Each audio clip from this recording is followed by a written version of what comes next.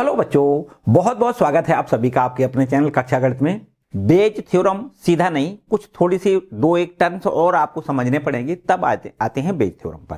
पहले आपको पढ़ना है कि एक प्रतिदर्श समष्टि का विभाजन का क्या मतलब है। एक प्रतिदर्श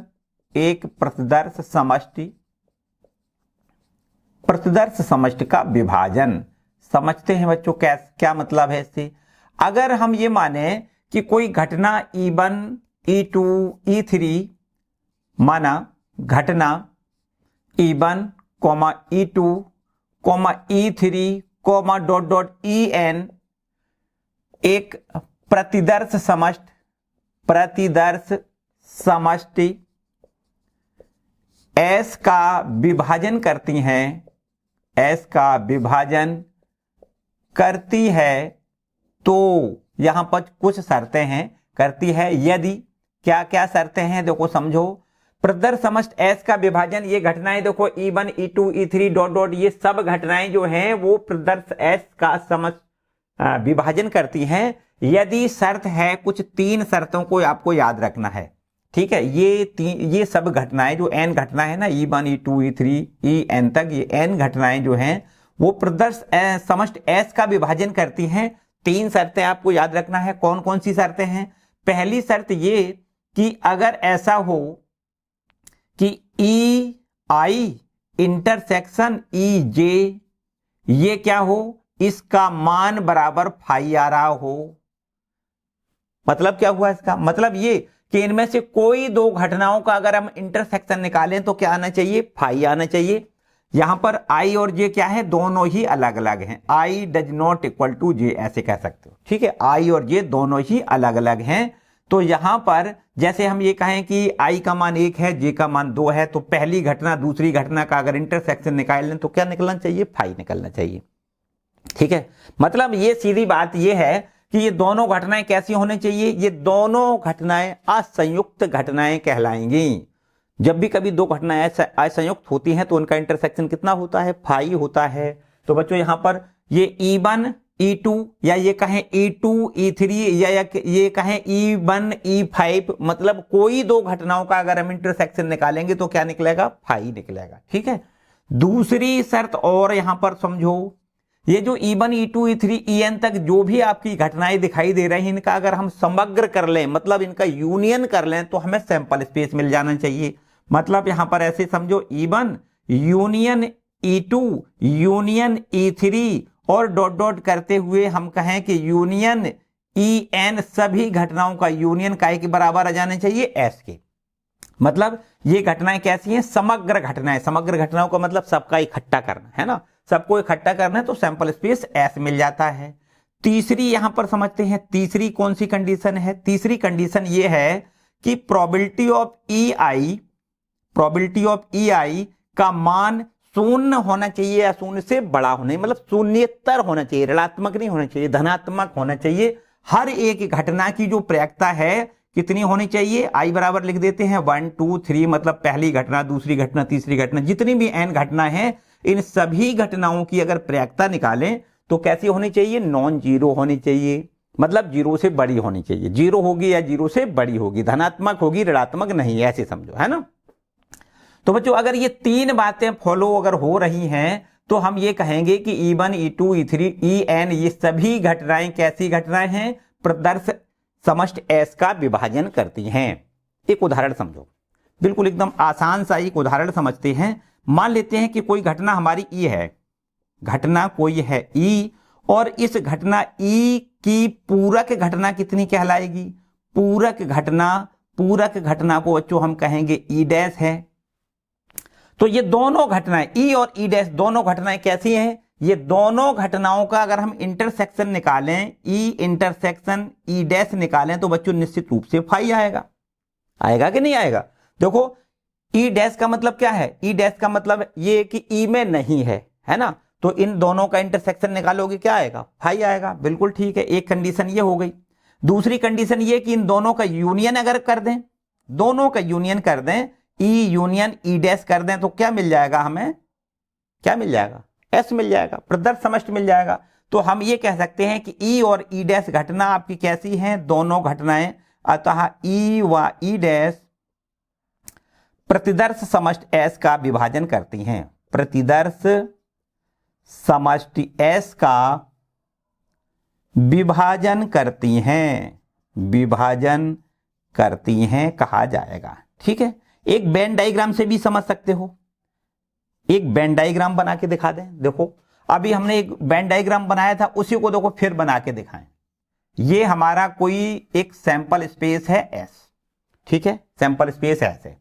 अगर एक कोई घटना यहां पर ई मान लेते हैं, दूसरी घटना यहां पर एफ लिख देते हैं। देखो ये घटना हमारी हो गई ई, अभी जो बनाया था बिल्कुल वही है ना। यहां पर ये आपकी क्या हो गई, ये एफ हो गई, ये दो घटनाएं हो गई ई और एफ। बच्चों यहां पर आप देख सकते हो ये दोनों का क्या है, उभयनिष्ठ है, मतलब इंटरसेक्शन कह सकते हो उसको। ई इंटरसेक्शन एफ इसको कहोगे, बोलो कहोगे कि नहीं? ठीक है बच्चों, बिल्कुल सही है। अच्छा इसको क्या कहोगे, यहां पर देखो दूसरे कलर से बना के दिखा दें। यहां पर इसको क्या कहोगे भाई, कलम कहां चला गया हमारा, चलिए देखते हैं, इसी से कर देते हैं। इसको क्या कहोगे बच्चों, इसको हम कहेंगे ई इंटरसेक्शन एफ डैश, इसको कहेंगे। ये घटना कौन सी घटना है जो आपको कलर्डेड हमने की है लाल कलर से, इसको क्या कहोगे, ई इंटरसेक्शन एफ डैश। मतलब ई जो है, ई तो इतना दिखाई दे रहा है और एफ डैश में नहीं है, मतलब यहां पर नहीं का निशान लगा है। तो ये इतनी घटना जो लाल कलर से हमने छायांकित किया है, ये कौन सी घटना है, ई इंटरसेक्शन एफ डैश, इसको कहेंगे। अच्छा बच्चों इसको बता दो, यहां पर इसको क्या कहोगे, इसको क्या कहोगे, देखो यहां पर ये वाली, इसको क्या कहोगे, इसको हम कह सकते हैं कि ये आपकी जो है ना, इसको कह सकते हैं ई डैश इंटरसेक्शन एफ, इसको ई डैश इंटरसेक्शन एफ कहेंगे, है ना। ये वाली है ना, इसको क्या कहेंगे, ये ई डैश इंटरसेक्शन एफ कहेंगे। अच्छा ये अब इसको क्या कहोगे बच्चों, ई डैश इंटरसेक्शन एस डैश, इसको कहोगे, है ना। ई में भी नहीं है, एस ई में नहीं है और एस में नहीं है, इसको क्या पढ़ोगे, ई में नहीं है और एस में नहीं है, ना ये ई में है ना एस में है, तो इसको क्या कहोगे, ई में नहीं है और एस डैश एस में नहीं है। बच्चों यहां पर चार घटनाएं दिखाई दे रही हैं, एक तो ये हमारी घटना है, एक ये घटना है, एक ये घटना है और एक ये घटना है। ये चारों घटनाएं प्रदर्श समष्टि एस का विभाजन कर रही हैं। कौन कौन सी घटना है, देखो E intersection F dash comma, E intersection F comma, E dash intersection F तथा E dash intersection S dash. ये चारों घटनाएं क्या हैं, प्रतिदर्श समष्टि एस का विभाजन करती हैं। क्या है ये, प्रतिदर्श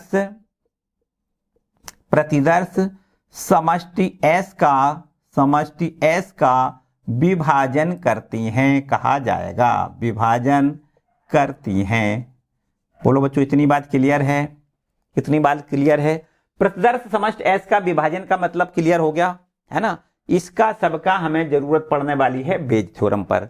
एक और आगे आपको थ्योरम पढ़नी है, संपूर्ण प्रयाक्ता का प्रमेय। ठीक है, आइए संपूर्ण प्रयाक्ता का प्रमेय समझ लेते हैं।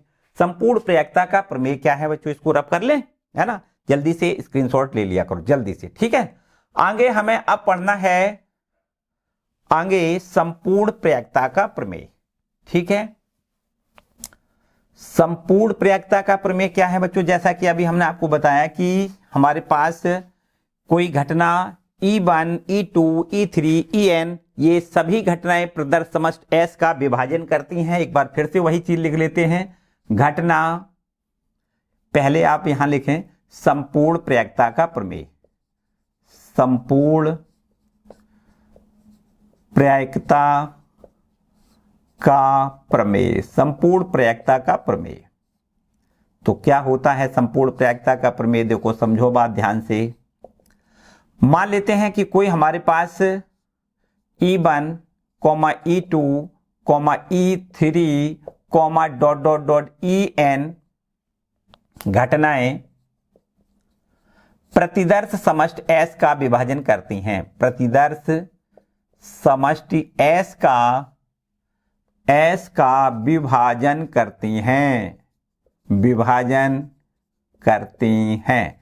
अगर ये घटनाएं प्रदर्श एस का विभाजन करती हैं तो क्या होना चाहिए, अगर ये विभाजन करती हैं तो इनको क्या होना चाहिए, एक तो इनकी प्रैक्टिकताएं नॉन जीरो होनी चाहिए, है ना, इनकी प्रैक्टिकताएं कैसी होनी चाहिए, नॉन जीरो होनी चाहिए। और E1 union E2 union E3 और डॉट डॉट यूनियन En, इन सभी का यूनियन काहे के बराबर होना चाहिए, S के बराबर होना चाहिए।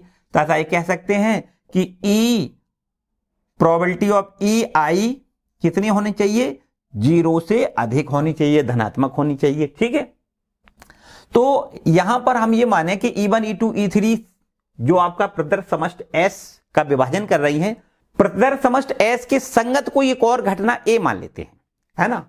तो उस घटना A की प्रैक्टिकता, देखो इसको भी हम एक डायग्राम यहां पर बनाएं, इस प्रकार से समझो कि ये हमारा कोई प्रदर्श समष्टि S है, इसका यहां पर विभाजन कर दें, ये मान लेते हैं E1 कोई घटना है ना, इधर ये मान लेते हैं ये कोई E2 घटना है, इधर मान लें E3 E4, ये सब घटनाएं हमने यहां पर, ये प्रदर्श समष्टि S है ना।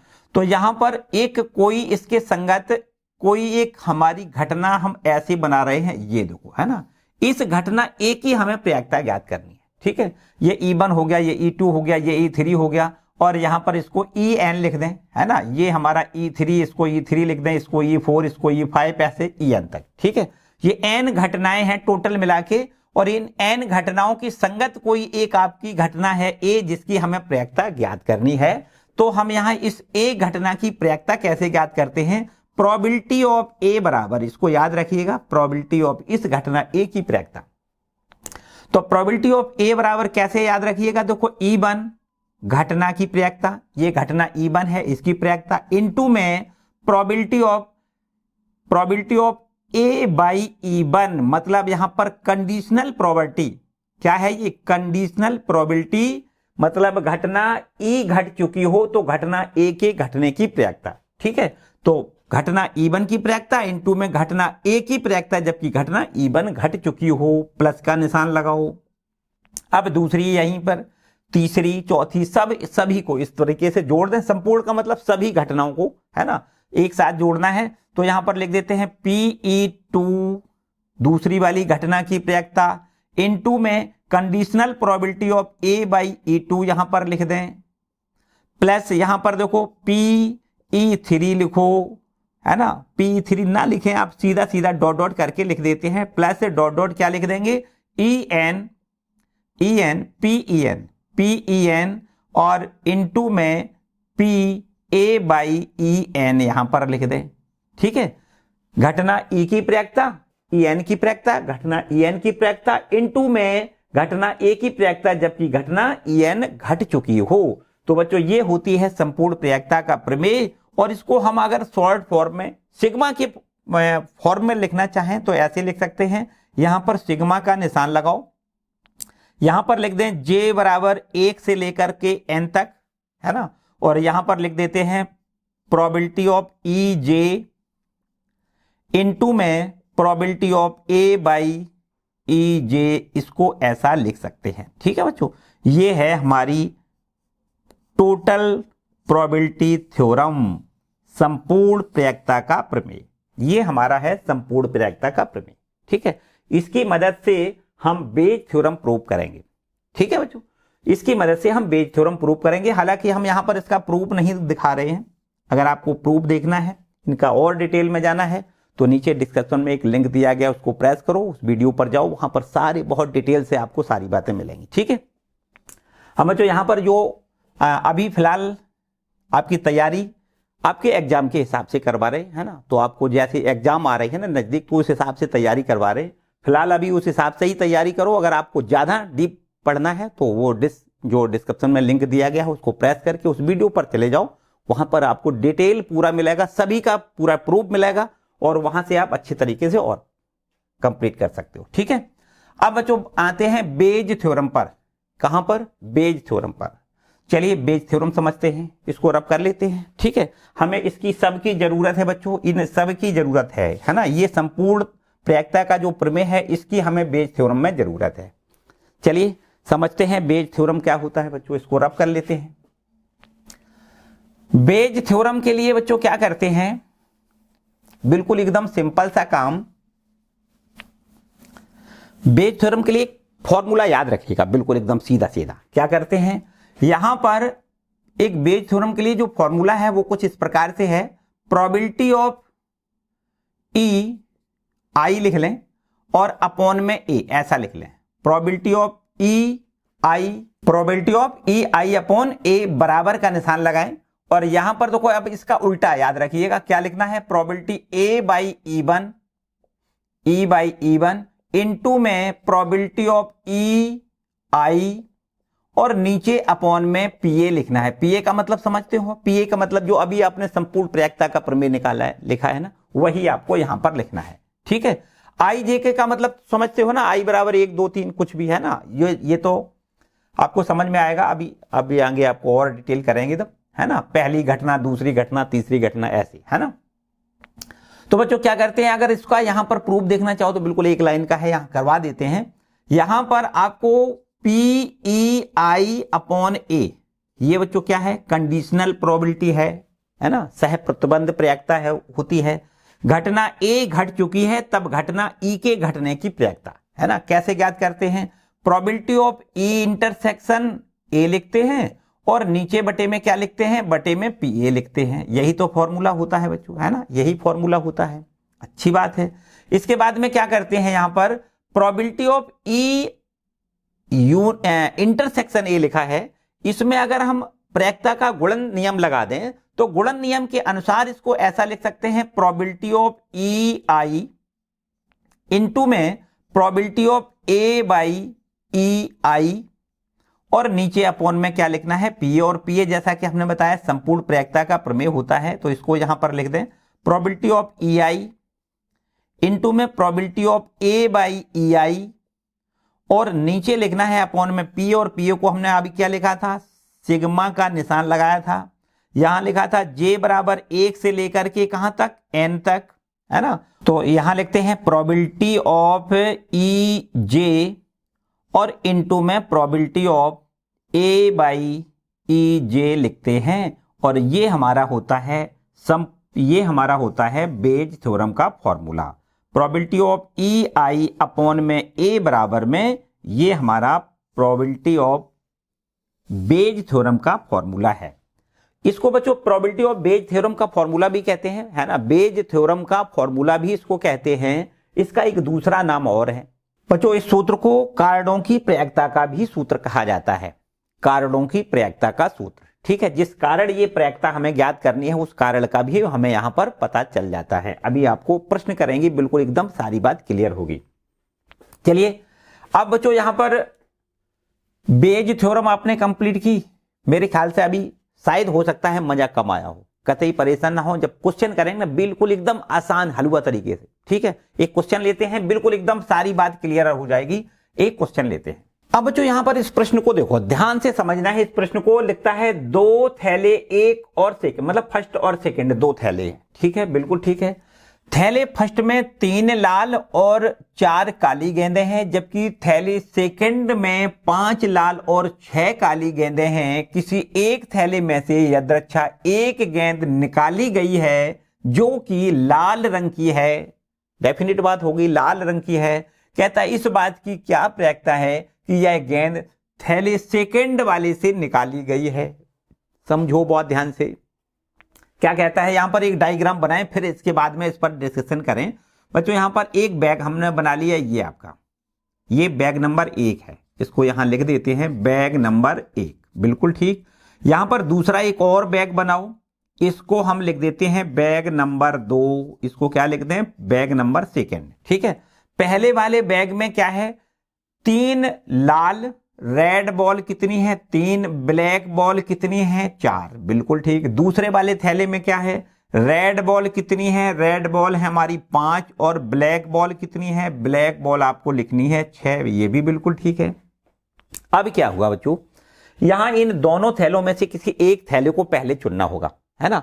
किसी एक थैले में हाथ डाला है तो या तो इसमें हाथ डालो या इसमें हाथ डालो। किसी एक थैले में से यदृच्छा एक गेंद निकाली गई, ऐसा तो कहा नहीं गया है कि दूसरे थैले में डाली या पहले थैले में डाली। किसी एक थैले में से यदृच्छा एक गेंद निकाली गई है, तो या तो इसमें से निकालो या इसमें से निकालो। मतलब यहां पर पहले हमें थैला चुनना पड़ेगा कि हम इससे निकालें या इससे निकालें। किसी एक थैले को पहले चुनोगे और फिर उसमें हाथ डाल के एक बॉल को निकालोगे।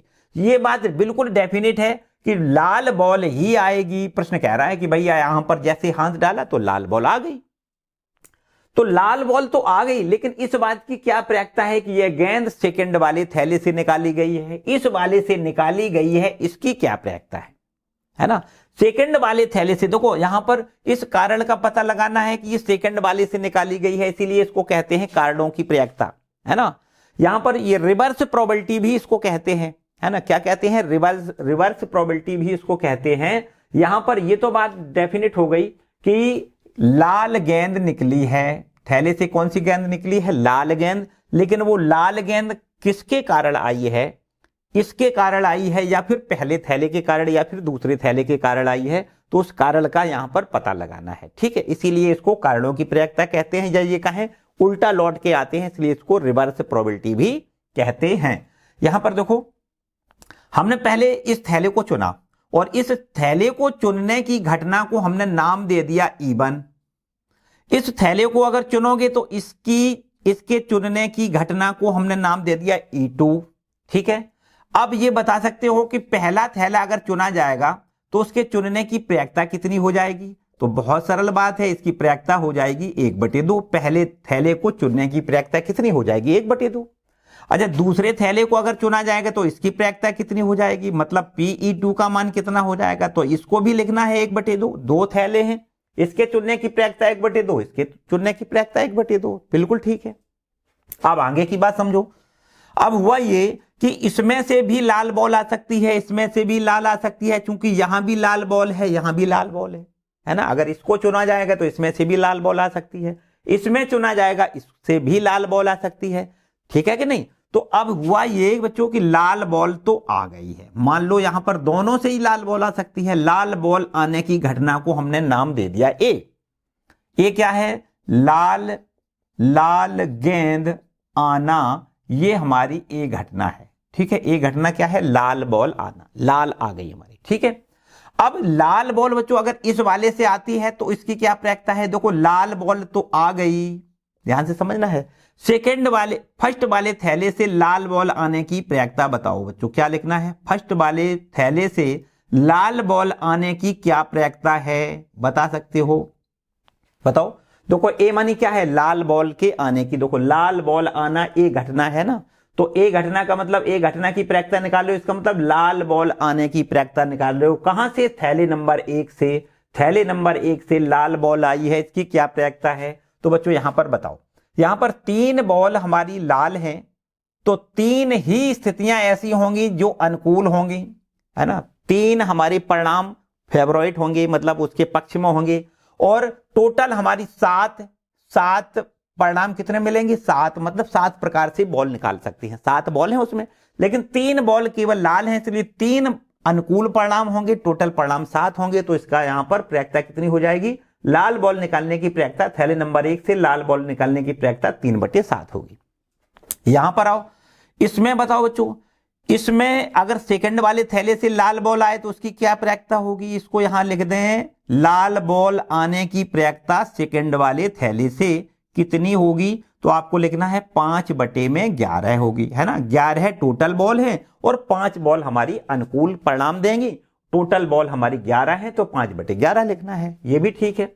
अब बच्चों यहां पर समझो, हमसे पूछा क्या गया है? हमसे पूछा यह गया है कि ये सेकंड वाले थैले से लाल गेंद आ रही है, तो इसकी क्या प्रयोक्ता है? मतलब हमसे कहा गया है E2 की प्रयोक्ता, जबकि यहां पर ए, यहां पर इस प्रकार से लिख लो, मतलब सेकंड वाले थैले से ये लाल बॉल आने की क्या प्रयोक्ता है? ये देखो सेकंड थैले घटना E2 क्या है? सेकंड वाले थैले से, और ए मानी क्या है? लाल बॉल आना, तो लाल बॉल आई वो भी सेकंड वाले थैले से, तो उसकी क्या प्रयोक्ता है? ये हमसे प्रश्न में पूछा गया है, ठीक है। तो क्या करते हैं इस पर? इसके लिए हम क्या करते हैं, यहां पर ये बेज थ्योरम अप्लाई करें तो बेज थ्योरम क्या होता है बच्चों? ये पहले इसका उल्टा लिख लेते हैं, प्रोबेबिलिटी ऑफ A/E2 लिखते हैं, इनटू में यहां पर क्या लिखते हैं? PE2 लिखते हैं, बिल्कुल ठीक है। अपॉन में यहां क्या लिखते हैं? PA, पी का मतलब ये गुणे ये प्लस ये गुणे ये, मतलब संपूर्ण प्रायिकता का जो प्रमेय बताया वो लिखना है। क्या लिखना है? PE1 लिखना है,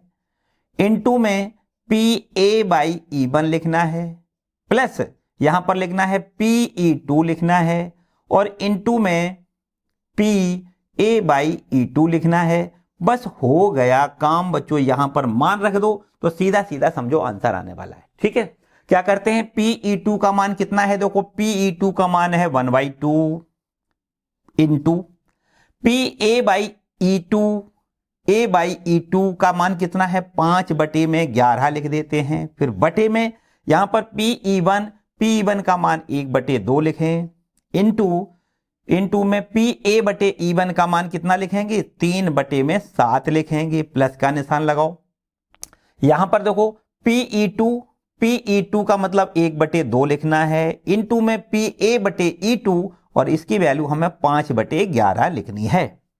ठीक है, इसको हल करो, बस सीधा सीधा आपका आंसर आ जाएगा। देखो ऊपर तो हमें 5 में, नीचे क्या 11 दूनी 22 लिख दें, है ना, लिख सकते हैं 5/22 ऊपर हो गया। नीचे क्या करना है? यहां पर नीचे हमारे पास जो एलसीएम आएगा वो आपका आ जाएगा कितना? 7 गुणे 22 लिख दें। कितना लिख दें? 7 गुणे 22। ठीक है, तो ये 7 से 7 कैंसिल हो जाएगा, इसको यहां 11 बार, 11 तिया 33 यहां लिख दें, 33 प्लस ये हमारा 11 दूनी 2 बचेगा, है ना, तो 11 दूनी 22, पूरा 7 पंचे 35 लिख दें। तो अब बच्चों यहां 22 से इस 22 को कैंसिल करो, 7 के साथ में 5 का गुणा हो जाएगा, और नीचे बटे में इनका जोड़ कर दें तो 5 3 8 लिखें, 3 3 6 68, मतलब 7 पंचे 35 बटे में 68 इसकी प्रायिकता बच्चों आ जाएगी। सेकंड वाले थैले से लाल बॉल निकालने की प्रायिकता कितनी होगी? 35/68 होगी। ठीक है, ठीक है बच्चों, ये बस इसी डायग्राम से अगर लगाओगे ना तो बिल्कुल एकदम सरल भी होगा, आसान भी होगा, कोई ज्यादा अफड़ा तफड़ी नहीं करनी है। अगर आपने यहां पर सब भाषा लिखने की कोशिश करी ना तो थोड़ा बड़ा प्रश्न होगा। बस आप अच्छे से डायग्राम बनाना सीख लें और यहां पर इसको लगाना सीख लें, बस सीधा सीधा काम है। ठीक है, अभी 1 2 प्रश्न और करेंगे, बिल्कुल एकदम आसान, बिल्कुल आसान, कतई परेशान ना हो। एक और अगला प्रश्न देखते हैं। तो अब आइए बच्चों इस अगले वाले प्रश्न पर, बिल्कुल वैसा ही है, थोड़ा ध्यान से पढ़ें। लिखता है 3 अभिन्न डिब्बे फर्स्ट सेकंड और थर्ड दिए गए हैं। पहले वहां पर बैग दिए गए थे, 2 बैग थे, यहां पर 3 डिब्बे दिए गए हैं, फर्स्ट सेकंड थर्ड। आगे कहता है जहां प्रत्येक में 2 सिक्के हैं, हर एक में 2 2 सिक्के पड़े हैं। ठीक है, पहले डिब्बे में 2 सिक्के हैं, दूसरे में भी 2 हैं, और तीसरे डिब्बे में 2 2 सिक्के सब में पड़े हैं। आगे कहता है डिब्बे 1 में दोनों सिक्के सोने के हैं। वाह भाई वाह, पहले वाले में क्या है? दोनों सिक्के सोने के हैं। डिब्बे सेकंड में दोनों सिक्के चांदी के हैं। वाह भाई वाह, वो भी बहुत बढ़िया बात है। और डिब्बे थर्ड में एक सोने का है और एक चांदी का सिक्का है। ठीक है, कोई बात नहीं। आगे कहता है एक व्यक्ति यदृच्छा एक डिब्बा चुनता है और उसमें से एक सिक्का निकालता है। यदि सिक्का सोने का है तो इस बात की क्या प्रायिकता है कि डिब्बे में दूसरा सिक्का भी सोने का है? ध्यान से समझो बच्चों, बिल्कुल वैसा ही है। पहले क्या किया है?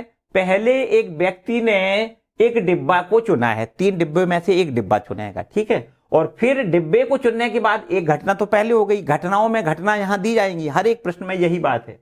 ठीक है, एक डिब्बा पहले चुना जाएगा, फिर इसमें से एक सिक्का निकाला गया और वो निकाला गया सिक्का देख लिया सोने का है ना, काय का सिक्का है? सोने का। तो इस बात की क्या प्रायिकता है कि डिब्बे में दूसरा सिक्का भी सोने का है।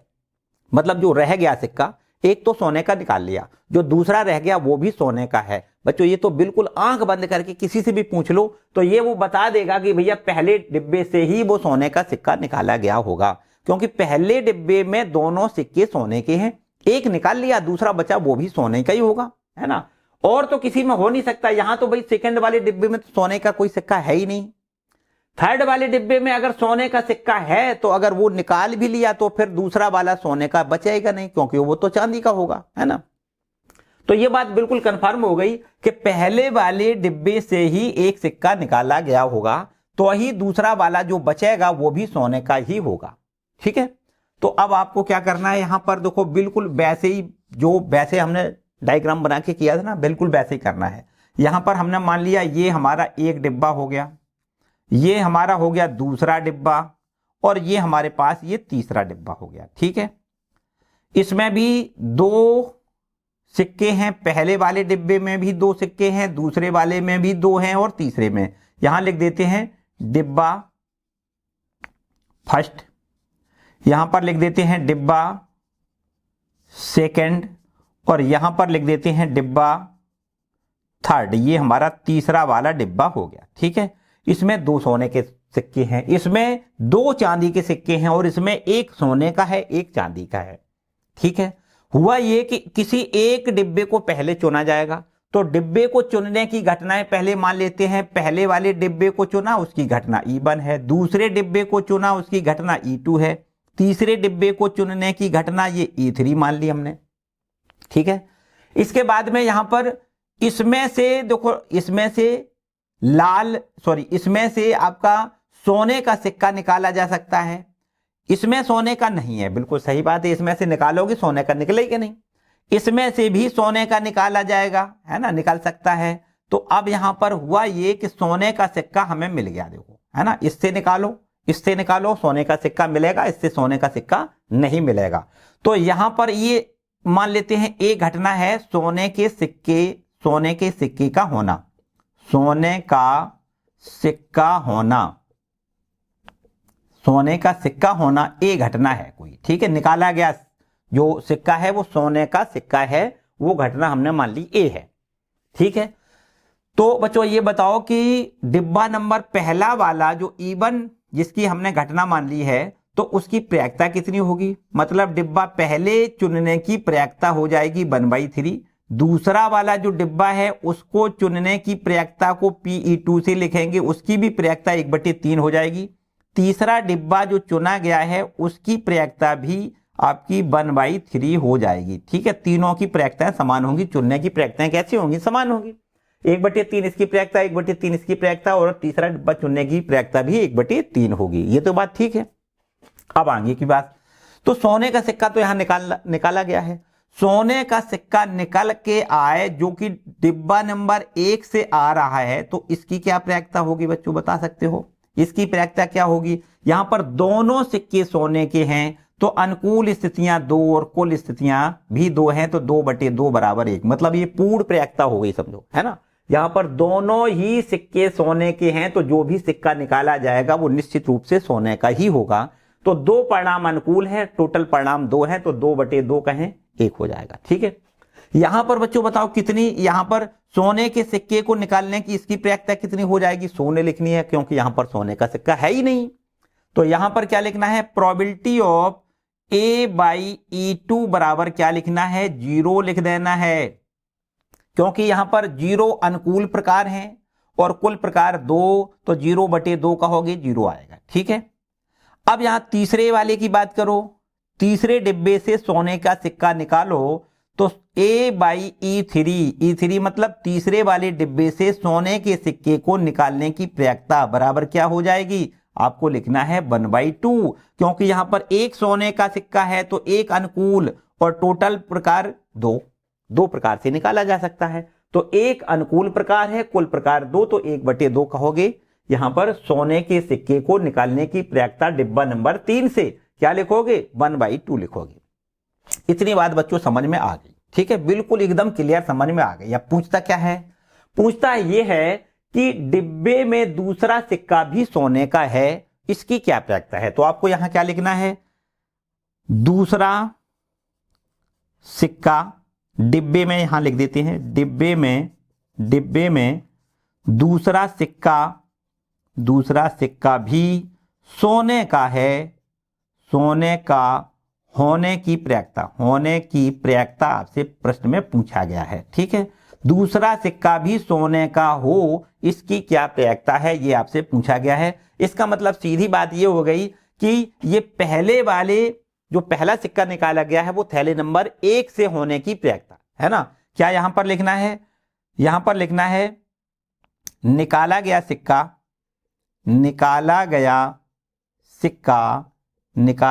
सिक्का डिब्बा 1 से 1 से निकाला गया सिक्का डिब्बा 1 से निकाले होने की लिख दें, है ना, निकाले होने की प्रयाक्ता, निकाले होने की प्रयाक्ता आपसे पूछी गई है। ठीक है, पहले वाले से ही निकाला जाएगा तभी दूसरा सिक्का सोने का बचेगा, है ना। तो क्या लिखना है आपको, देखो यहां से ये पहले वाले डिब्बे से सोने का सिक्का निकालने की प्रयाक्ता क्या लिखोगे, प्रोबेबिलिटी ऑफ E1 बटे ए, ये आपको निकालना है। पहले वाले थैले से सोने का सिक्का मतलब सोने का सिक्का की घटना क्या है, ए मतलब सोने का सिक्का तो निकाला है, लेकिन कहां से, थैले नंबर मानी डिब्बे नंबर 1 से निकाला है, उसकी क्या प्रयाक्ता है। तो अब यहां पर बेज थ्योरम से क्या करना है, देखो बेज थ्योरम क्या होता है, इसको पहले लिखते हैं प्रोबेबिलिटी ऑफ A/E1 लिखते हैं, है ना, इसका उल्टा करके, और इनटू में प्रोबेबिलिटी ऑफ यहां पर P/E1 लिखते हैं, और यहां पर बटे में क्या लिखते हैं, टोटल संपूर्ण प्रयाक्ता का जो प्रमेय होता है, मतलब ये गुणे ये प्लस ये गुणे ये प्लस ये गुणे ये लिख देता है। तो यहां पर लिख देते हैं P/E1 लिखो, और इनटू में PA/E1 लिख दो, ठीक है, प्लस आगे लिखना है PE2, इनटू में PA/E2 लिखो, और फिर प्लस का निशान लगाओ, आगे लिखना है PE3 लिखो, और इनटू में यहां पर लिखना है PA/E3 लिखना है। ठीक है बच्चों, यहां पर इसके मान रख देते हैं, बड़े आराम से पूरा आंसर आपका अब यहां से क्लियर हो जाएगा। देखो बराबर PE1 को क्या लिखोगे, 1/3, इनटू में PA/E1 को क्या लिखना है, 1, और अपॉन में नीचे क्या लिखना है, यही लिखना होता है 1/3 इंटू 1 प्लस 1/3 इंटू में 0 लिखो, प्लस 1/3 इंटू में 1/2 लिखो। ठीक है, 1/3 इंटू 1/2 करेक्ट है। अब ऊपर तो 1/3 आपको यहां मिल रहा है, बिल्कुल सही है, 1/3 नीचे भी है, ये तो हमारा 0 हो जाएगा, फिर प्लस 1 यहां पर 2 तिया 6 लिख दो। ठीक है, 1/3 यहां से देखिए एलसीएम आ जाएगा 6, और ये 2 प्लस में 1, 6 ऊपर पहुंच जाएगा, तो यहां से 1 में 6 का गुणा बटे में 3 का गुणा, 3 एकम 3, 3 दूनी 6, तो बच्चों यहां से 2/3 इसकी प्रयाक्ता हो जाएगी। तो जो दूसरा सिक्का उसमें बचा हुआ है वो भी सोने का है, तो उसकी प्रयाक्ता क्या है, 2/3 है। ठीक है, 2/3 करेक्ट है। बच्चों अगर यहां पर थोड़ा बहुत कुछ डिटेल लिखना चाहो तो ऐसे लिख सकते हो कि डिब्बा नंबर 1 के चुनने की प्रयाक्ता, यहां पर डिब्बा नंबर 1 जो चुना है उसकी घटना है E1, डिब्बा नंबर दूसरा चुनने की घटना E2, डिब्बा नंबर तीसरे चुनने की घटना E3 है ना, ऐसा आप लिख सकते हो। और डिब्बा नंबर 1 के चुनने की प्रयाक्ता PE1 बराबर 1/3, यहां डिटेल में लिखना चाहो कोई जरूरत नहीं है, आप बिल्कुल डायग्राम बनाओ और सीधा सीधा, है ना, सीधा सीधा बिल्कुल, ठीक है,